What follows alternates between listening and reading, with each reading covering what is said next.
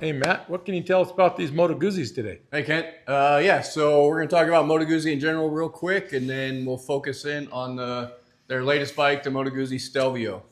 We have been a Moto Guzzi dealer officially since 1996, so almost 30 years, coming up in the spring of next year. We're definitely the oldest Guzzi dealer in the state, and probably one of the oldest Guzzi dealers in the country anymore. The owner, Jim, started out just, really liked the old Moto Guzzis and working on them, the architecture of the engine, and we just kind of carried that through. Here we are, still Moto Guzzi dealer all these years later.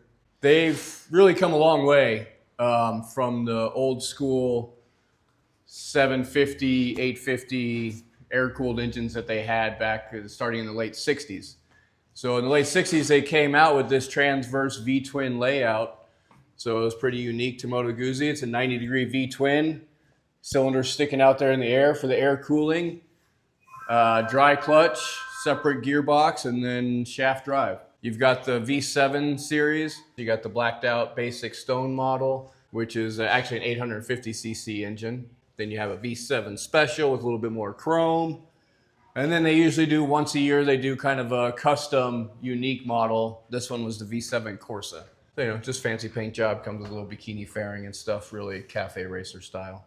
Yeah, that's my style bike. I like that. Yeah, it's just beautiful to look at. Then you jump up into the V85 TT range. Honestly, has been their best-selling, best bike they've made, I would say, almost ever. It's just been dead reliable. It's lightweight. It's comfortable. It's got decent power. It's no super powerhouse. You're not going to beat anybody cruising around, but just it'll do long trips. It'll do short trips. It's just a great bike. It's got just enough tech to make it modern, but still keeping it old school, not completely overboard. A couple different riding modes, some traction control, ABS, cruise control, but it doesn't have all the other stuff that can brake. So it's a great bike.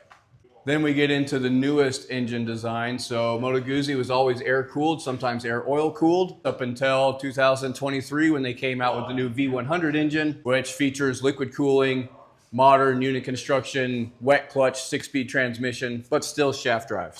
And that's what these are. That's what these are here. So these are the V100 line, just different specs. If you want the S model, it's got the fancy electronically adjustable Olin suspension front and rear, quick shifter, all that stuff. Super comfortable. You can add bags to it. The bags integrate nicely. You've got all the accessories you can do, engine guards, driving lights, everything. But just all day comfortable. And they really bumped up the power. It's got 115 horsepower, 105 Newton meters of torque, about 48 miles per gallon. I've actually had some people come back say they're getting over 50 on some trips. The Stelvio is named after the Stelvio Pass, which is a road that borders northern Italy and Switzerland through the Alps. So you can see all the switchbacks on there and stuff, and all the bikes. It's a pretty famous road for motorcycling, and so the Stelvio is named after that pass. I actually have a friend that's been here the last 2 years riding bikes in the Stelvio Pass. Really? Yeah. We stayed in Mandello d'Olorio where the Moto Guzzis are made, got to see the museum. The factory was kind of shut down for tours because they're redoing the factory. They're modernizing it a little bit more. So Moto Guzzi has been made in Mandello d'Olorio since 1921. It's just a small town on Lake Como. And then it's windy little hills built in the side of the mountain. And you just wander around through the streets and all of a sudden there's the Moto Guzzi factory. And the museum is really impressive. The factory has just been added on and hodgepodge together over the years. It wasn't this purpose-built thing. Just started out small and then grew. And then it's really crazy, all the stuff that's built up around it. You've got Gilardoni, which is a cylinder engine manufacturer that's now there. La Franconi is mufflers, all the stuff that it takes to support the motorcycling in this small little northern Italy town. It's all right there. So That's very interesting. it was cool. It was cool to see. So the Stelvio is an adventure touring bike, 1,000 cc's, 19-inch front, 17-inch rear wheel, so you can fit all the rubber that's available out there, from full street to pretty knobby if you want to be aggressive out in the dirt. Tubeless wheels, adjustable front suspension, modern TFT display, electronic windshield adjustment. It's got everything. Moto Guzzi is owned by Piaggio, which also owns Aprilia, so they share a lot of the same stuff with Aprilia. And then they also make, they own Vespa. Oh, they do? Yeah. Didn't know that. Yeah, Piaggio owns Piaggio, Vespa, Moto Guzzi, and Aprilia.